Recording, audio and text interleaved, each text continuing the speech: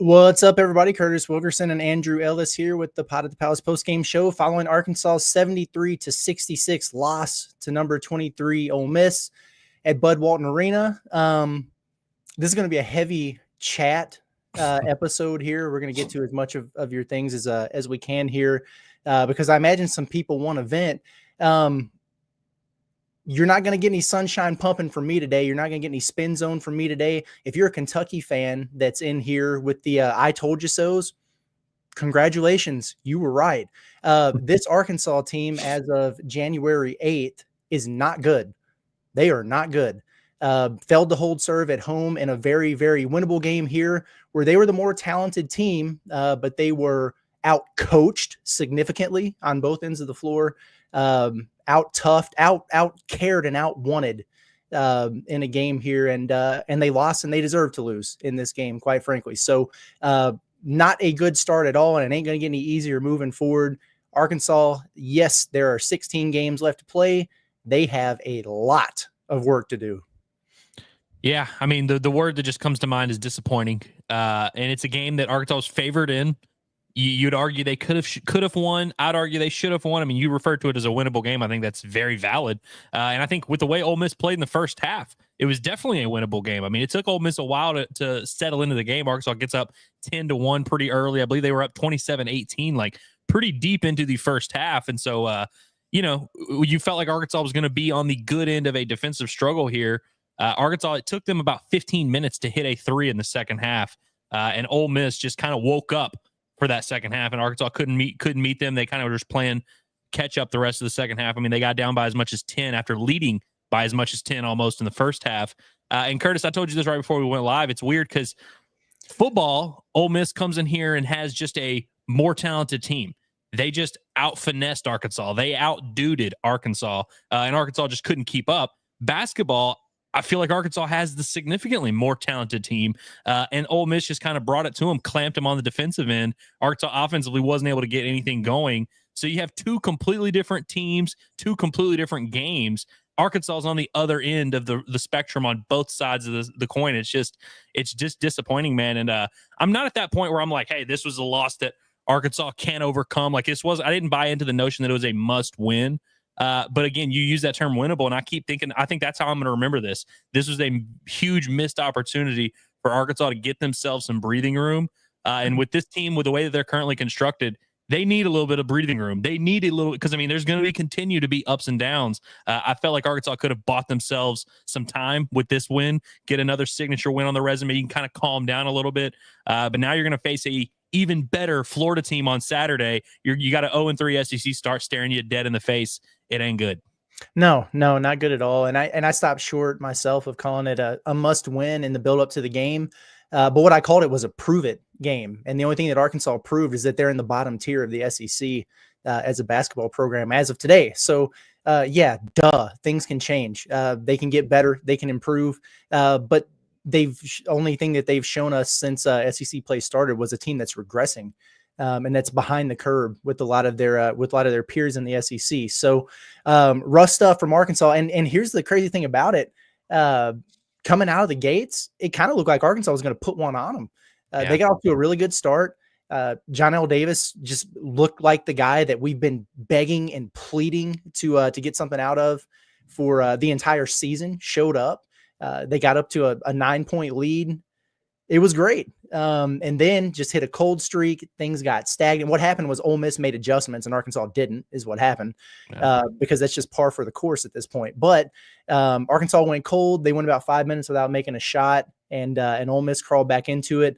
When it was tied at halftime, I was thinking, I don't know, but they were lifeless to start the second half. Bud Walton Arena was lifeless most of the game, and I don't blame them. So this ain't me blaming you. But you could hear a pin drop in that place when the second half started. And Arkansas, they look tired. They look like they just got out of bed. And so I know a lot of people in here saying, do they care? Like, where's the effort? Where's the urgency and the intensity? Oh, it wasn't there out of the gates. And you saw, like a spurt of it here or there in the second half of this game. But no, the urgency, it was non-existent. That's what's alarming to me. It was after the Tennessee game when people were saying, Well, they lost on the road to the number 1 team in the country. Why are people irritated about this? It wasn't about the loss. It was the way that it happened. In this game, for me, it kind of is about the loss because you can't be losing at home. If you can't beat Ole Miss, this Ole Miss team at home, and I get it, they're good. Everybody in the league is. Like, you're going to struggle with a lot of teams, but this is a very, very winnable game. And again, it was how it went down where they just looked disorganized and unenthusiastic. And just confused out there at times at a game that, man, they just should have won and they didn't. And this is kind of a pattern that's starting to develop here. I wish I had that Cal clip pulled when he was just like, oof, oof, yeah. Oof. Yeah, that's how I feel right now, brother, because this has been a rough watch the last, 72 hours or so.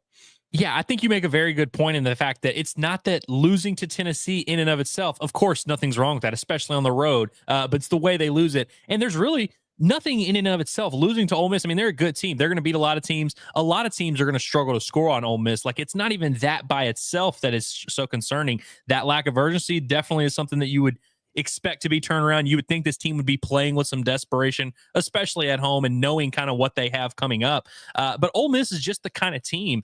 They're good, and especially on the defensive end.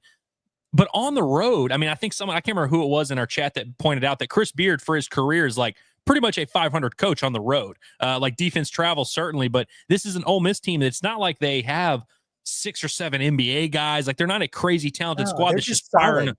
Right. They're solid. They don't turn the ball over. They force you to take tough shots on the opposing end. That's kind of what they do. You're going to have to knock down some perimeter jumpers, which Arkansas couldn't do.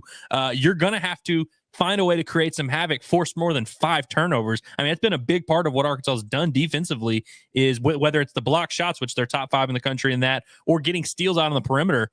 They weren't able to really disrupt Ole Miss at all. Ole Miss goes 9 for 23 from 3. Arkansas goes 5 for 23 from 3.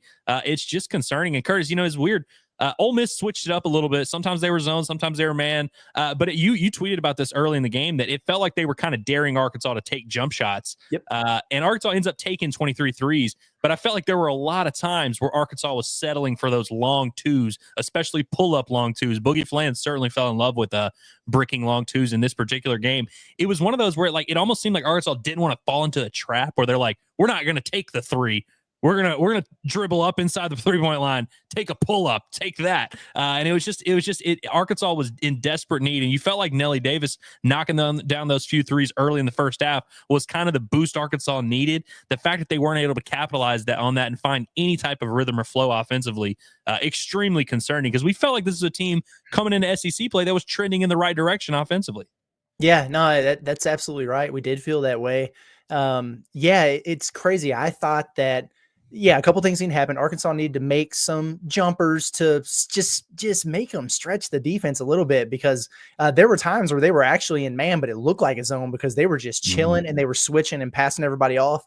Maybe it was a matchup zone at times there for sure. And, I thought that Cal made a good adjustment. Like Nelly hit some threes that helped. Then he made a good adjustment of getting a dude Thero involved in the pick and roll. So they were switching and he was short rolling and they were getting it to him kind of right in that sweet spot. And they were getting some good things done there. That was the only adjustment that was made the entire game. And so, like we get frustrated about, this team can't shoot and hell, it's hard for them to escape the allegations on another night where they shoot 37% from the field and 21% from 3. But it's about the shot quality for me. And so what is your system? What is your purpose out there offensively? Like, what the hell is the plan? Because they're not doing anything to create good shots. And that comes from the coaching and whatever it is that they're attempting to run out there. I've seen this movie for the last 5 years with Eric Musselman's offenses. I don't need to see it again. And it's just more of the same. And you go and look at a game like this and it's like, well, Boogie's 5 of 20. What the hell? He didn't take any good shots in this game. And there are way too many no pass possessions out there. It's because they don't have a plan. And there's nothing being demanded in terms of moving the ball, and creating certain shots, whatever. There's no purpose with it. There's no quick hitters. You look at Jonas Adu and you think, man, he's just been a nothing burger, a no-show, 0, zip, nada for Arkansas. Yep, that's absolutely true. But you have a dude who should have dominated inside against this Ole Miss team. You didn't run anything to get him a shot. Nothing, zero, nothing. There's no post-up opportunities. They're not looking for them on the rolls. There's no sets, no screens, no urgency on the cuts. Like there was nothing there. And so we can do the thing where it's like they can't shoot, well, maybe they're not as talented as we think or whatever. And to a degree, maybe that's true, but like I just don't know what the plan was in this game necessarily. Yeah, you mentioned Eric Musselman offenses, which obviously had their fair share of stagnation throughout the past few years. But I remember one thing I think about a lot. He talked about with Mason Jones in his year that he went off and was the SEC Player of the Year.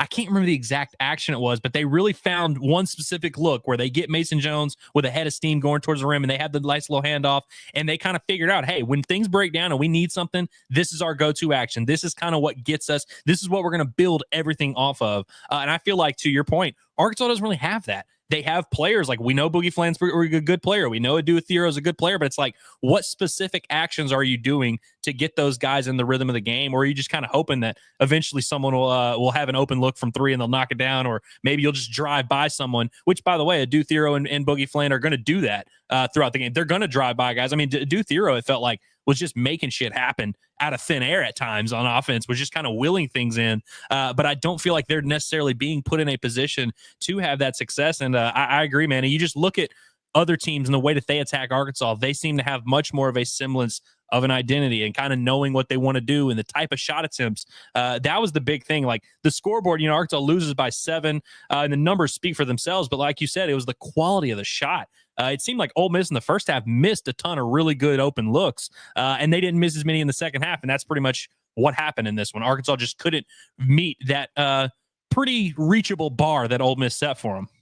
Yeah, for sure. And I tweeted out at one point that, and it was kind of like a rhetorical question or whatever, but I was like, Arkansas looks tired, because to me it was either they were tired or they just didn't have any juice out there. And that was what was crazy. Like there was no urgency even there late in the game when, like they're down 8 and there's about 2.5 minutes left. The clock ticks under 2 minutes. Like you've got time, but why is it Arkansas that's running the shot clock down under 5 and then not getting a decent shot? Well, it's because they don't know what they're doing in terms of running anything. Like where's the quick hitter to get the look that you need? Boom, get a shot up. And maybe you make it, maybe you don't, then play defense or whatever. Like where was that? And then, like you're trying to make a run in a game and you miss a shot. It's like a long 3, long rebound. And then you're not sprinting back on defense in transition. It's like, this is do or die time in this game. Like you got to get back. But earlier in the game, they did that. Like Thero's sprinting back down the floor and getting that crazy, chase down block. And like you have those moments. And then down the stretch, like I don't know if they were just on their heels or if they were feeling the pressure of I don't know, man. It was just I hate to use the word baffling because I've been told I use it a lot, but like I don't know what else to say. Like that was crazy, man. I mean, it's just frustrating because we know we're not seeing the best version of this team. Where like last year's Arkansas team, which obviously underachieved, they could have been better. But there was a point during that season where I was like, okay, this is just not like even the best version of this team probably isn't going to be a very good one. I got to that point. I don't feel that way necessarily where I'm like, this team, you like on paper, it's still good. And there's like, semblances and flashes here and there. It's just that we know we're seeing an underachieving team. And obviously every team you expect is going to get better throughout the year. And kind of what we went back to early in the year where it was like, are we sure we're seeing signs of progress necessarily? Arkansas just simply faced a less stiff challenge in this game. I'm not sure they really made progress from Saturday to today. I think they just faced a slightly worse team at home and, it kind of worked out about the same, even though it wasn't as dramatic of a margin. And so it's not that we're like completely devoid of any hope that this team could ever turn it around. We just kind of need to see some of that proof of progress. And it's going to be really hard to see that against Florida, who's arguably better. I mean, they just beat Tennessee by 30, might be the best team you played all year. And so it's like not a good time to be wondering if your team is even heading in the right direction. Yeah, for sure, man. And yeah, like it's after a performance like this and what we've seen so far, like, there'll be people out there that are like, you guys are negative. You're throwing the talent on the seat. No, like this is just the truth. This is realism. This is fact. They suck right now.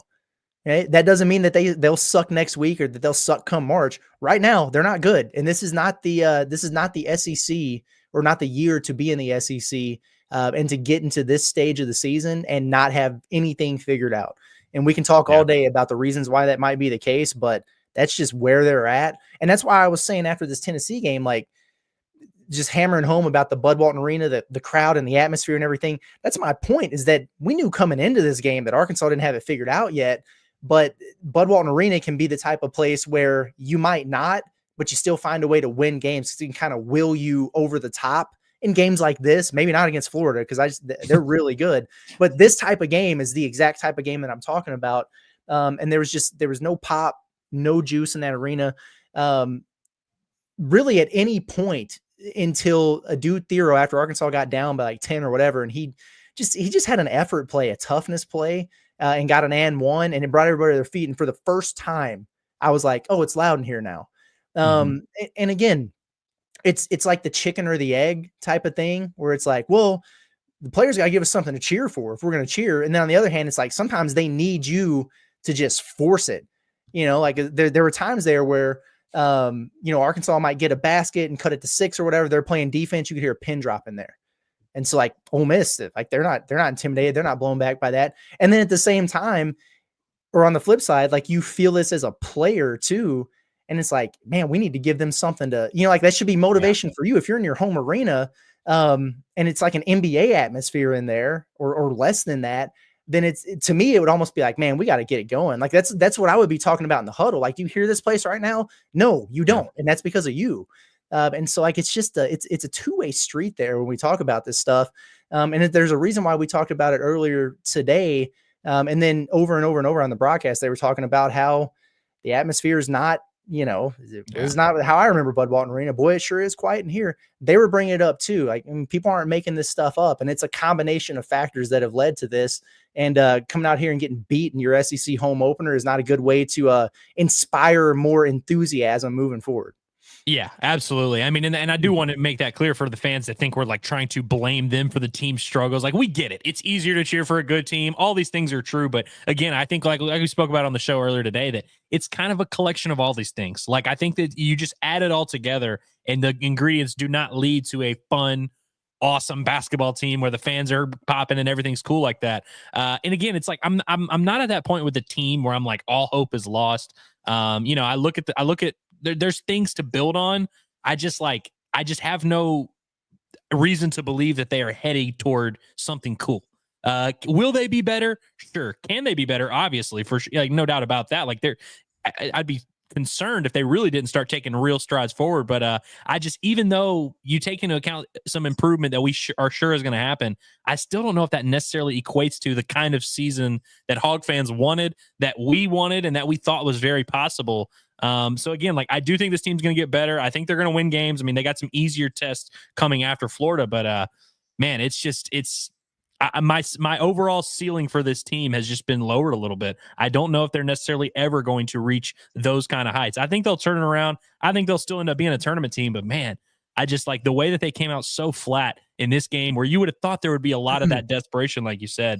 It's just tough, man. So I kind of don't blame fans for not getting behind it, but y'all don't get to be mad at us now when we admit that Bud Walton Arena maybe not necessarily the loud house it used to be. Yeah, no doubt about it. I'll just run through some quick statistics, and then we'll get into the chat. Like I said, we want to spend most of our time on that. I don't even know if Cal started his presser yet or not. I mean, Thero leads Arkansas with 17 points, 7 of 12 from the field, 9 rebounds. Like, he played well in this game. Thero did. John L. Davis, 11 of his 15 in the first half. I started a comment, but somebody said, hey, you should go back and watch the film and see how many times he touched the basketball in the second half. I'm going to do that. And I bet it wasn't many. Not much. For sure. Because a lot of people were like, oh, he disappeared. Well, it might've just been more of what we saw earlier in the season. And then, in double figures, here's the problem. You're starting 2 guards. Boogie has 14 points. DJ has 11. So they're both in double figures, but they combined to go, what is this, 9 for 33 from the field and 1 of 13 from 3. You are not going to beat anybody in the SEC when you're 1 and 2 guard do that. And we talked about it earlier. Like, it's, there are things that the staff could be doing to get these guys more quality shots, high percentage shots, to make that better. But at the end of the day, you also just got to Like, you got to put the ball in the net, man, or give it to Yeah. somebody else who can do that. You just can't have that. And then if we're talking about things that you can't have, and I'm going to talk about it because I got a comment teed up to talk about it, but you can't have Jonas Adu getting 0 shot attempts in a game. That just cannot happen. And hey, I'll credit Trevin Brazil because he only had 3 points in this game, but I thought he worked his ass off in this one. Like, if you want a guy who had consistent energy and effort and was getting after it, I thought that it was him. But like Jonas Adu, he's your all SEC center. And I mean, you got to get more out of him. It's just ridiculous. Poor shooting for Arkansas. They had 12 assists to 6 turnovers. So like they were 2-1 in that category. An Ole Miss team that turns teams over, like they got one of the best defensive turnover rates and steal percentages in the country. So Arkansas did a good job of taking care of the basketball. They also turned the ball over fewer than most teams in the country. They only had 5 in this game. But it just seems like if Arkansas is not able to turn teams over defensively, they are vulnerable because they cannot defend the pick and roll. They can't do it. It hasn't happened. And we're 15 games into the season. Like, I don't know why we would think it's going to start happening all of a sudden. That's a big blind spot for Arkansas there. They let another guy get off, a guy who's averaging 7 points per game, goes for 21. Malik Dia looked like he looked like Jokic out there, dude. Hey, I was thinking he had a little Nas Reed to his game. I thought he looked awesome. Unreal. That shot, bro. He doesn't get 1 inch off the ground and he shoots a 3, dude. It's crazy. They didn't have an answer for him. Yeah. And 46% from the field for Ole Miss, 39%, 9 more threes allowed. They wound up actually shooting worse from the free throw line than Arkansas, which is hilarious given how the game started. But at the end of the day, man, just frustrating. Just a frustrating game. Let's get into the chat. I know a lot of people are antsy. Yeah. I will say they're not being mean to us as I thought they might be. Well, they shouldn't be. We didn't do it. Mad at the team, which, maybe it'll turn here in a second. But sometimes, like when the team plays bad, they start yelling at us and start being mad at everything we say. That hasn't happened yet. Good. No, that's good. Well, if we would have came in here being like, oh, well, it's a 7-point loss to a top 25 team. Like, it's a good team. There's no shame in that. You'll hear that shit at 6 a.m. tomorrow. So you ain't gonna hear that here. Hayden Pounds, he says, I fear we might be an easy scout for opposing teams. Arkansas is 100% without a doubt, unequivocally an easy scout. There's no doubt about it. You have to be prepared for any specific actions. They're not going to surprise you with anything they're doing on the offensive end. If you can pick and roll them, middle pick and roll, you'll be able to dice them up. So it's pretty much as simple as don't turn the ball over against Arkansas right now. And that doesn't mean you always beat them, because here's the thing about Arkansas is they are very, very talented. So if they play well, they can beat anybody. But they are an easy scout. Like they're not hard to figure out. Brian says, I really like Boogie, but outside the Michigan game, he's so inefficient against good teams. Well, I got bad news for you. He was 6 of 18 from the field against Michigan. So, but I feel you to your point. He's been so good in different times. And you look at this game, the 5 assists to 0 turnovers, I like, but was he really setting the table in this game? Like, was he really distributing and getting his guys shots? No, he wasn't. And so if you want to know why Jeff Goodman continues to do the bit about Arkansas not having a point guard, even though his numbers on the season would suggest he's been really, really good at it, it's because in moments like this, there have been performances like this where if you're not going to be set up to succeed schematically, then it's like your point guard has to be able to create for others and make them better. And he didn't necessarily do that in this game. Yeah, a lot of times, look, I'm at one point in my life, I was a huge James Harden defender. So I've defended inefficient scoring performances against good teams plenty in my life. But sometimes I kind of laugh when people will be like, well, how come they're worse against good teams? It's like, well, that's just kind of part of the territory. So part of that, I'll give him a pass. But I thought this was the first game that I really thought his shot selection was really horrible. Like, I thought that he was forcing the issue a lot. Because that's one thing. Like, even when he's not playing great or he's going 6 for 18 or whatever, usually you can kind of live with the shots. He's just not getting them to fall. I thought today was the first time where he really looked like a freshman who was forcing things. And just, I mean, it felt like it was the same 20-foot 2-point pull-up jumper that he was missing. I thought today, like, it was the one time, like, the 5 assists to 0 turnovers. I was stunned when I saw that in the box score for sure. Yeah, the no pass possessions from him have to stop. They have to stop. And I get it. Like, you're the team's, I don't know. Actually, I don't know if he's the leading scorer, but one of their better scorers are offensive creators. So it's like, well, I better figure out something here, right? But just like aimlessly pointing for a Jonas Adu ball screen, not setting your man up for it, not using the ball screen not being set, not even attempting to look at Jonas on the roll, and then chucking up a contested jumper. Like, that's not good offense from Arkansas. And there was way too much of that in this game for sure. Big picture, I'm really not worried about Boogie. I think he's a phenomenal talent, but he's definitely hitting that freshman growing pain stretch. Yeah. Problem is, he needs to snap out of it quick, because as Boogie goes, Arkansas goes. So, well, I was gonna say, really, it's not even as much about Boogie himself; it's how dependent Arkansas is on him. Yes, like if he were able to just be a normal freshman lead guard, it'd be one thing. But he's really being asked right now to be Tyler Ulis. For sure. Yeah, for sure. We'll try to roll through some of these pretty quick, because what happens is we get through the ones that we start and it's been 20 minutes and we've missed a bunch. So we're going to move pretty quick. Matt Washington says aimless offense. That is certainly one way to put it tonight. Grazerback says this is not a good basketball team. Cal is losing the fan base. This is not a good basketball team today. It's not. I mean, that's where they're at. Now, do they have the talent to put it together, figure it out, and be a really good team come, March and postseason time? Yes, but the margin for error is becoming increasingly thin as they continue to go through those growing pains. Like, sometimes you just got to win some games while you figure it out, and they're kind of getting in that position here pretty quick, because again, they're not going to be favored to beat Florida. Nothing that we've seen in these first two SEC games will make you think that they have a chance to beat Florida. That doesn't mean that they won't or that they can't. I hope they do. But if you fall to 0-3 in SEC play as expected, there is major pressure on you for the next 4, which is on the road at LSU and Mizzou, which, outside of coming to Bud Walton Arena, I guess it's not easy to play, in another opponent's building right now. So those aren't givens. And then, Georgia and Oklahoma are about on par with Ole Miss. So, I mean, you just don't want to be in that spot. They got to figure some things out for sure. Austin Little says 0 offense, Boogie a ball hog. No one should be shooting 20 times. 0 offense for sure. Boogie was kind of a ball hog tonight. He's traditionally not, but like we keep saying, like, oh, this is uncharacteristic. It's uncharacteristic, or maybe who they actually are right now is masked by playing a bunch of hot dogs, at different times early in the year. So we'll see. But yeah, 20 shots. For anybody on this particular roster, I don't think that should be a thing either. Yeah, no, I agree. Especially in a game like this, that's like a 73-66 game. Like, it's one thing if you're 11 for 20 or like you're really cooking. Yeah, if you're 5 for 20, that should not happen with this roster. Right. KC venting a little bit, says no urgency, no effort, embarrassing.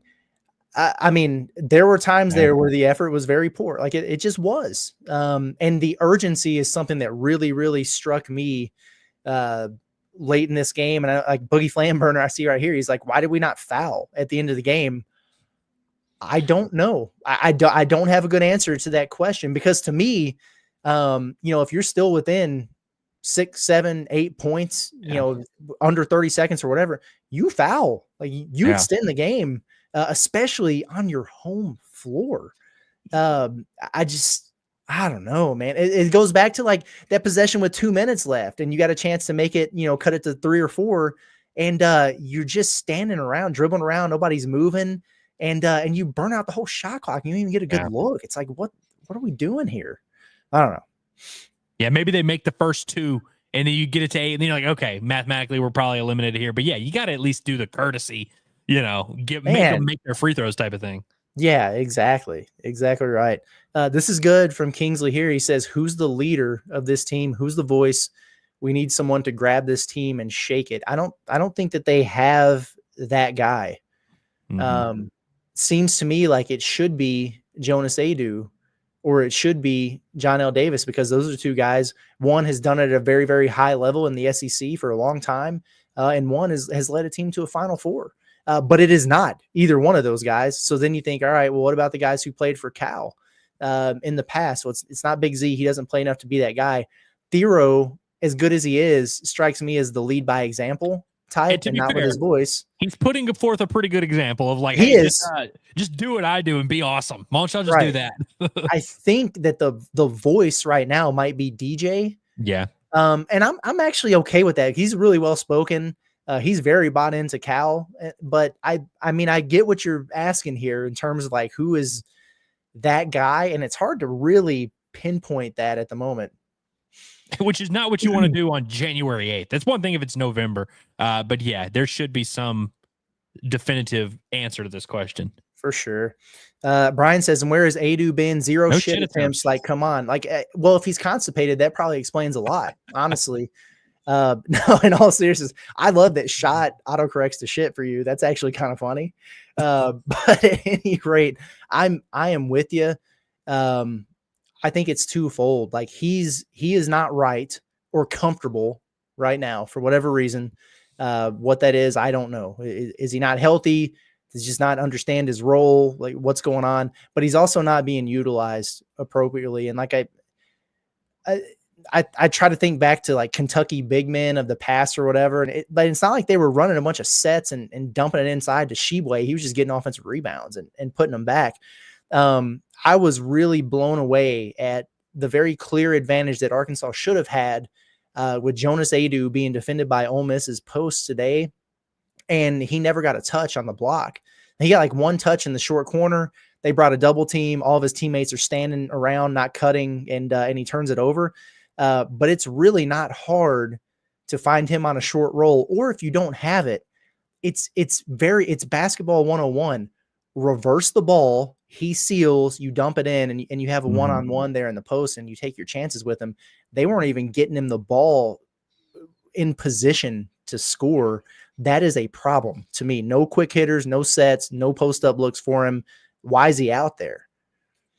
Yeah, the vision from the Arkansas backcourt on some of those when the big comes to screen, it's like I don't know. It's like I don't know what they're doing there sometimes. Like they just end up. I guess they're just like, hey, I have a good matchup now, which is good. But it's like if they switch it, that like to your point, that means the big one. There was a point. I know Big Z is a different situation. I know he's only out there for a little bit. There was a point where Big Z was being guarded by the smallest guy on the court, and not only did the ball not go to his way, it wasn't even really like it was the ball ended up going to the other side of the court. Nobody even thought about it. It's not like I'm not saying you have to force feed it in that situation, but there was a lot of times where it was whether it was Adu, Brazil, or Big Z or whoever, where bigs were just standing there with a small guy on them, and it wasn't even an option. And to go to back to the well of like awareness and being well coached and everything like that, there were multiple times that Boogie got switched off onto a much larger body for Ole Miss, and they immediately took him to the post, immediately got inside, and immediately got a bucket. Like it was just automatic. Like, oh, got the switch. Okay, great, dump it in, bucket. And there's no reason why it shouldn't be that way for Arkansas. That's wild. Ashley Davis says, poor crowd, poor shooting, poor defense. Yeah, I would agree. Now, the crowd did fill in decently by about the, 14, 13 minute mark of the first half, whatever, 6 o'clock tip. I get it. Still several thousand empty seats in there. But I think it was the biggest crowd of the year. But my thing, like there was no juice, and we've already done should they have been creating the energy for the team? Should the team be creating it for them? Whatever. We talked about a disconnect earlier today. That's exactly what it was. And a lot of people are noticing the poor shooting, poor defense is that's fair. Addison says no vibe to the team. I feel nothing watching. I think a lot of people probably share that sentiment right now. Yeah, I would agree with this. Like it just feels like there's definitely no connective tissue. It's just a collection of human beings that are kind of out there. And I like some of those human beings. I like most of the human beings, actually. And I even like their skill sets. You know what I mean? Like, I kind of like if I go player by player, I'm like, I kind of like this. But yeah, it doesn't feel like there's any real connective tissue that binds them together and makes them an actual team. Yeah, for sure. Let's see. Marcus Carlton says awful effort all around. Beard coach circles around Cal. Players looked lazy and disinterested. There was a long stretch there at the beginning of the second half where the effort can absolutely be questioned. Beard definitely won the coaching matchup tonight, and the players did look lazy and disinterested. Were they? actually being lazy? Are they actually disinterested? Who the hell am I to say? I don't know. But it gave off that appearance for a decent stretch of that game. That's when it got away from them. So whatever you got to do to avoid that moving forward, goodness gracious, sign me up. Jeff Bergen says, yeah, they look flat, bad body language. Yeah. There was some weird body language. The bench wasn't as involved as it needed to be. It's something just ain't quite right at the moment. And I don't know what it is. And maybe they're feeling the pressure of like, man, maybe it's a wake up call to them in the moment where they're like, damn, like we're really not what we thought we were.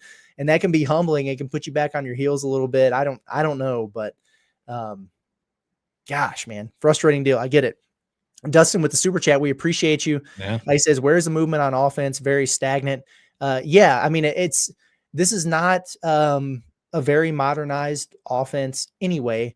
But it can still work. That doesn't mean that it can't work just because it's like outdated or it's not the run and gun, shoot 55 threes in a game or whatever.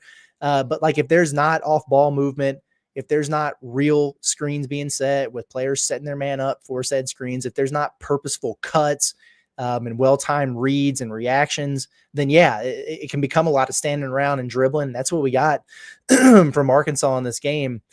Just like standing around, whoever's got the ball at the top of the key points at a big man to come halfway set a ball screen. And the only person that was actually turning the corner on those was DJ. And, and then you see the end result there. It was rough stuff. Hayden Short agrees with us. He says, commentators talked several times about how much the atmosphere was lacking. Again, blame whoever you want, but like, it was a thing there. David says, I'm the sunshine pumper. Nelly is good at basketball again. I have faith. Roast me. Nobody's going to roast you. Like, no, I mean, cheer for your team. Like I hope Arkansas wins on Saturday. For sure. Nelly was better at basketball today. That was a good thing to see, but like, we're going to be realists here about where this team is at right now. And they're not in a good spot. And like we said, it doesn't mean that they can't get to where they need to be, but like if you're super encouraged about that performance, we might not be watching the same game, but that's all right, man. Root for your squad. I am happy that we don't have to do the Nelly Davis. Does he only care about the bag? He's the KJ of basketball. We don't have to do that whole conversation. Yeah. I was glad that Nelly played well and Arkansas still lost so that we can realize he's not the only issue here. Yeah. Yeah. No doubt about it. Finch says, serious question, Curtis. Did you ever have to point and tell your guys where to be at on offense when you coach as much as Cal has to with these guys? They point at each other on the floor a good bit too, I will say. Yeah, no doubt about it. I mean, there were definitely times where there would be a guy out there who was just not caught up with where he needed to be with what we're trying to do on the offensive end of the floor. So yeah, there would be a lot of pointing and yelling and, hey, get there, do this, do that. Hey, wrong side, pay attention, focus, just kind of screaming out what he needs to do. But that's NAIA basketball, not SEC basketball, man. So that's interesting predicament they find themselves in. J-Rod, the real rabid hog, says the lack of rebounding is very concerning. Arkansas lost the rebounding battle by 1. In this game, they held Ole Miss to 6 offensive rebounds. They had 8 themselves. So it was definitely a concern against Tennessee. They're definitely not dominant. Like they're not a big time rebounding team. Like it's not on anybody's scouting report. Like, whoo, you better box out Arkansas. That's definitely not a thing, but it's not what got them tonight, I don't think. Yeah. And now it might be what gets them Saturday against Florida. That is a fact because those big men rebound like crazy. No doubt about it. Michael Kopesky's talking about what could have been if they would have landed Jaden Quaitnance and Santos Surreal. Yeah. I'm sure they would be totally firing on all cylinders right about now. Yeah, I mean, exactly. It probably would be like same story, different players. Yeah, and like, look, I'm not trying to, shit on that comment or like anybody who tries to point to one specific thing and be like, well, if this were different, everything else would be different. Like maybe in some cases, but I think that's like an oversimplification sometimes. Yeah, no, I feel you for sure there. Stripey Swig, we appreciate you, brother, for the super chat. He says, funny that Hunter Yurachek catches strays when Cal doesn't perform, but was never credited with his hire when everyone was so excited about it. Hog fans are unbelievable. That's kind of a fair point, fair. actually. That's fair. Well Although I done. will say it's not like we're over here blaming Hunter Yurchek for this. Sure. Yeah. I think Hunter Yurchek really gets blamed for the basketball atmosphere decline. Yeah, he does, or it seems like he does at least. So, oh man. Okay. So I'm gonna try to scroll down a little bit and get to some of the more recent chats so we can hit on them, see how everybody's feeling, and then I don't know if we're yeah, it looks like we'll get some clips here shortly, or maybe we do have clips. I think they'll be here. I think the press conference is like happening right now. It probably won't be over for a few minutes. Okay. Well, actually, he's got a couple of these clips pulled up right now. Oh, yeah. I want to play them because I want to be able to have time to react to some of the things he said, because I'm very curious how he feels about this. I want to hear his opening statement, because that's when you get his opening, that's Cal sits down and says whatever is at the top of his mind. It's not prompted by a question from anyone, not that he answers questions anyway. But this is just like the off the cuff. So let's listen to that and see what he has to say. Not discouraged, but I'm disappointed. We had our chances again. It's 7-8. We're up 10 at one point. We let him back. Did foul a 3-point shooter, do another thing. I'm like, what are we doing?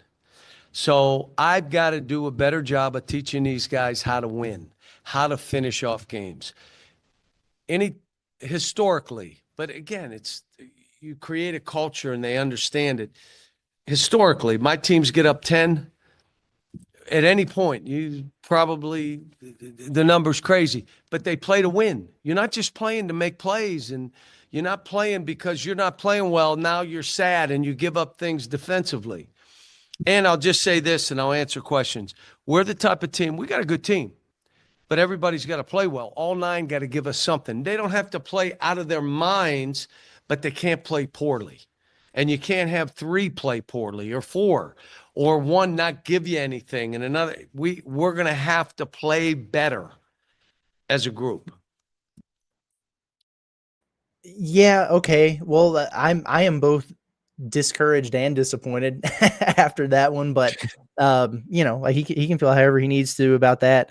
The teaching these guys how to win thing is, when people talk about playing the hits, I mean, there were 13 non-conference games to do that.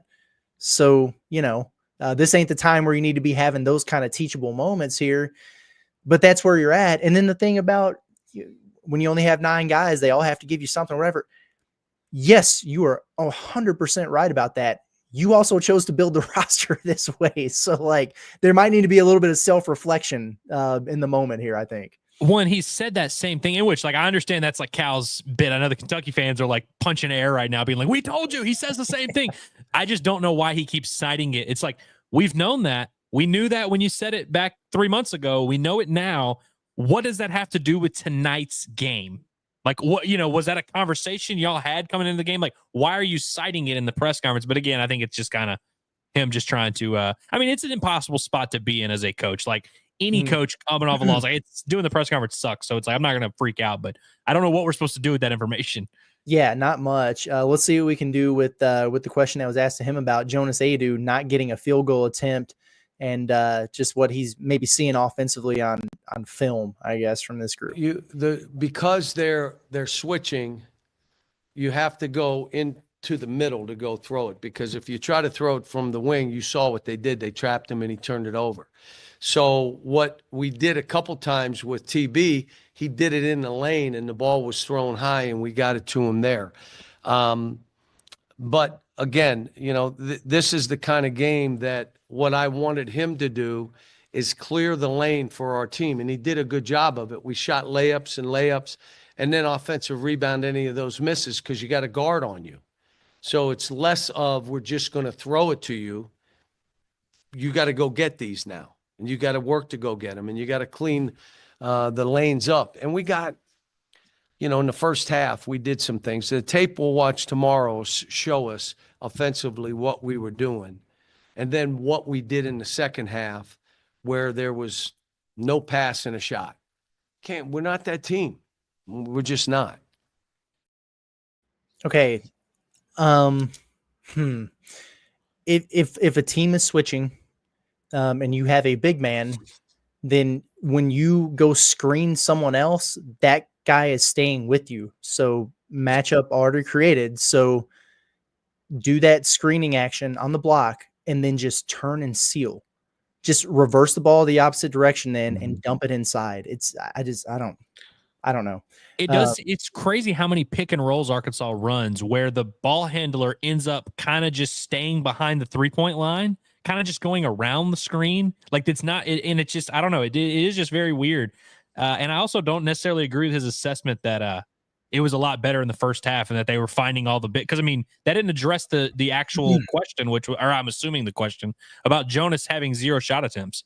Because he's like, oh yeah, we had it. We were moving it in the first half. It's like, were you? Yeah. You didn't have any first shot attempts in the first half. You scored 33 points in the first half. You scored 33 in the second half. He had 0 shot attempts. Like, I don't know. I don't know if it was necessarily moving around all over the place in the first half either. Yeah, I'm not sure about that one.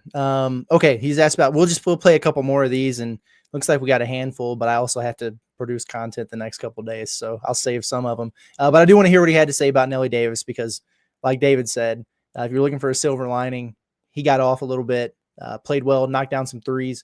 Thought he was a little bit more aggressive out there, and then didn't really touch the ball too much in the second half, and then like he had just like weirdly randomly called that timeout with about 6.5 minutes left. And then he had some things on the defensive end in the second half, like all of them did, but encouraging start at least. So let's hear what Cal had to say about him. He's getting better. He's getting better and he's getting more comfortable. I like the fact that he got to the foul line. He's a really good foul shooter. Well, you can't shoot all threes. After he made some shots, he had some one-handed catches, which took away another opportunity to shoot. Just grab it and then shoot. He went one and kind of fumbled, I think, 2 of them. I said, you can't do that. You're too good a scorer for us. But no, Nelly, he did what it took to get us up 9. So he did some good stuff. Okay. Anyway, I was told by producer John that there was a question there about just Ole Miss's offense in the second half, which was a lot better than it was in the first. And then seems like Cal went into a dialogue about why maybe he's not discouraged with what's going on right now. So I'm anxious to hear about that, and then we'll wrap it up with a few chats. We had some mix-ups defensively. We left some people open. We didn't close to their 3-point shooters. There were times where the guy's by himself, no one on him. So some of it I'm going to have to watch the tape to say, all right, where did we screw this up? But they also had to make them, and they did. We had some, and again, we don't make them. And we've been a good shooting team most of the year, last couple games. And most of them weren't guarded threes. They were unguarded threes. So we got to, like I said, I have a lot of faith in this group. I'm disappointed. I'm not discouraged. This league is really good. You're going to take knocks. It's just how it is. I was hoping we could get this game, but we didn't. So now we move on. Tomorrow will be our day for us. Friday, I'll work on the next opponent. Right now, we got to get better at how we're trying to play. And some of it's talking them through, showing them tape. Some of it will be drilling them on what we're doing and why. But, we just got to play winning basketball. And that means collectively. They were the better team today. They played and moved it and did their thing. They play like I play up 8 or 9. They grind it. That's how my teams historically play. That's what they did. But they kept us where we had our chances. So, but they're a good team. 2-0 in this league, you're a good team. They're a top 25 team. They should be. Okay, I love Coach Cal. I really do. There was a section there, Curtis, and I promise I'm not like doing the sour grapes after a loss. Like I'm angry. Let's call pitchforks to the court, coach. I'm really not doing that. He literally just explained coaching for a second there. He was like, I'm at practice this week. We might have to do some drills and like explain to them why we're doing the drills. Like we got to get better at what we're doing. I'm like, wait, like what is that? What does that mean? Why did you say that? Well, I mean, we're going to have to we're going to watch film on this game, and then we're going to do some drills afterwards to I'm like, he's just explaining very normal concepts. Like, that's not crazy. Like, that's what you would do on a Thursday. I don't know. Like, that just makes sense to me.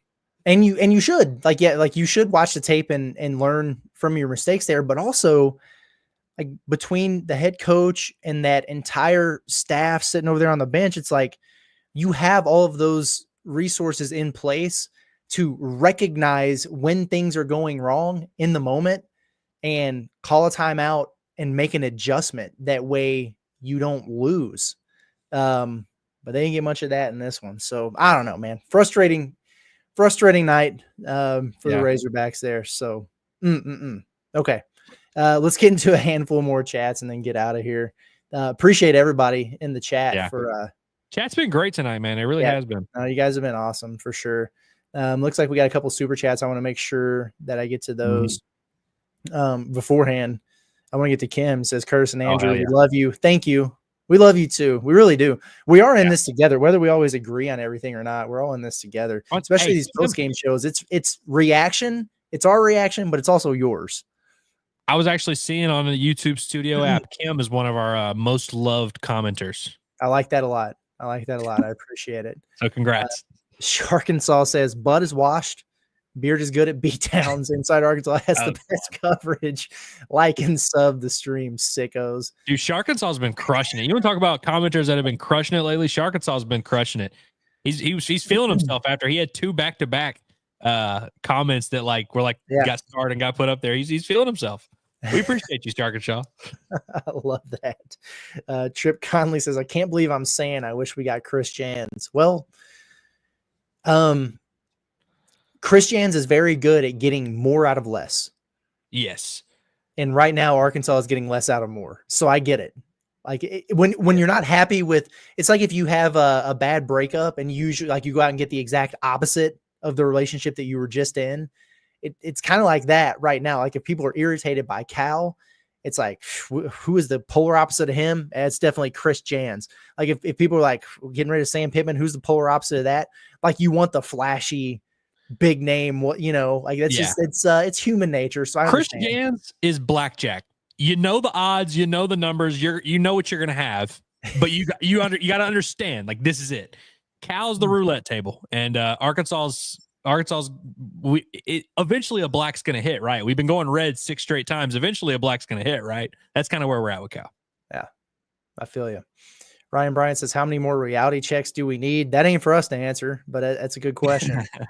He says it's like they expect to be good because they play for a Cal coach team. Every other SEC team looks tough and gritty. Yeah, I agree. I mean, it's 0-2 in this league, not where you want to be. Cal is right when he says that the league is a bear. We know that, but for us all along, it's not the losses themselves. It's how you're doing it. And there came a point in time right before that Michigan game where I said, Arkansas just really more than anything needs to pass the eye test, whether they won that Michigan game or not. It's like they need to look the part of what they're supposed to be. And they did. And then they started to do that a little bit more throughout the month of December. Right now, it's not just they're losing. They're not passing that eye test. And, it's not do or die time or whatever. It's still early January. All those things are true, but the margin for error just continues to get slimmer. If you're thinking 8-10, well, that 100% gets you in the NCAA tournament. Well, now that's 8-8 the rest of the way. You know what I mean? It becomes a little bit more of an uphill battle as you move forward. I think that they'll improve as a team. The question is when and then how much. Finch says, anybody else want Billy Richmond and Thero on the court together for the energy? Not really. I get it. I get what you're saying. And again, it's like you want the opposite of what you're seeing. So if you feel like there's not a lot of energy out there, you're like, well, who gives that? It's Billy Richmond for sure. I don't know what his readiness levels are right now. And maybe you just throw him to the wolves and, baptism by fire and he really gets himself going there. That'd be one thing, but I don't know. And then it just like you don't have any shooting right now anyway, and you damn sure wouldn't have any if those two were playing together.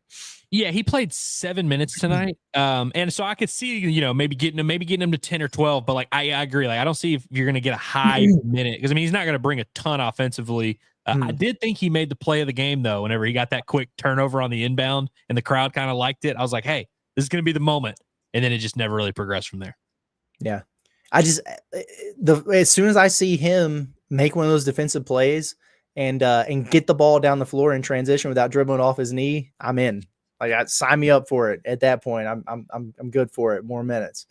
He can get Carter Knox's minutes right now for all I care. I'll tell you that. Luke Hoggett appreciates you for the super chat. He says, I feel like Nelly really needs to take Boogie's role on this team. Relying too much on Boogie and should be relying more on Nelly.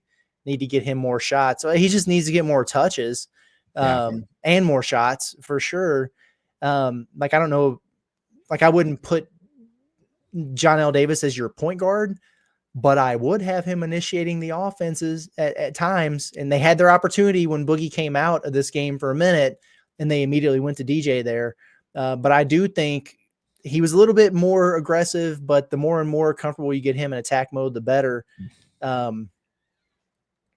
Yeah, I mean, so Boogie now is 10 of 35 from the field and 3 of 17 from 3 in SEC play. I mean, I could see some disbursement there. Yeah. Yeah. So they need Nelly to take on a larger role, and they probably, I think it's fair to say after tonight that maybe Boogie just needs to reel it in a little bit. It's still going to be a huge piece to what you're doing. Obviously, probably your best player, probably still the focal point of a lot of what you're trying to do, but yeah, it's a little egregious tonight. Can we agree that this is a much more valid question than the should they bench John L. Davis and stop playing him, which is what we were literally getting like 3 days ago. So it's like I can definitely get behind this, but I'm glad we're agreeing that we're going this direction and not that one. Yeah, no doubt about it, man. Well, are we done here? Yeah, I mean, I feel like we were just finding our stride, man. I didn't know if, but I understand. It's 9/11. It's getting up there. I looked at the clock and I saw 9/11. I was like, well, it's fitting to call this. No, in all seriousness, though, just tough spot for the Hogs to be in right now. That's where we're at, though. We'll see what they do with this game on Saturday. Don't know what to expect, and I'm not prepared to say what I think. So this is a real tough spot. I mean, just any positivity that you have, we'll talk about it on Sunday. Right now, this is not the time. Yeah, exactly. So I'm looking forward to getting off of here and then immediately recording the report card, which I hope you guys listen to. This is what happens. Like, people get frustrated. Crushed last time. Yeah, it did. Like, people get frustrated after games like this. It's like, I'm not listening to this anymore. I get it. Like, you get frustrating, but please keep listening, or I'm going to have to get real clickbaity, But no, in all seriousness, like, it's not like I'm going to get on there and tell you why everything's right. We're going to call it how we see it. So be on the lookout for that. It's going to be a harsh report card, and we'll see what you guys think about my teaching. But really do appreciate everybody, man. Yeah, tuning in. Rocking with us on a Wednesday night here after a tough one. Stay safe out there, wherever you're at. If you're in California, stay away from those freaking fires. If you're down our way, be careful out there in the winter weather, the snow and everything going on. If you got to travel, make sure that you do that safely. Hopefully me and Andrew can get together outside of work tomorrow before it gets weird. We're trying to do that. But thank you guys for tuning in. If you're not subscribed, please do so at the Inside Arkansas YouTube channel. Check out the podcast version of this, Spotify, Apple, wherever. We appreciate the support. Love you guys. We're out of here. For Andrew Ellis, Curtis Wilkerson with Pod the Palace. We'll see you guys when we see you. Have a good one.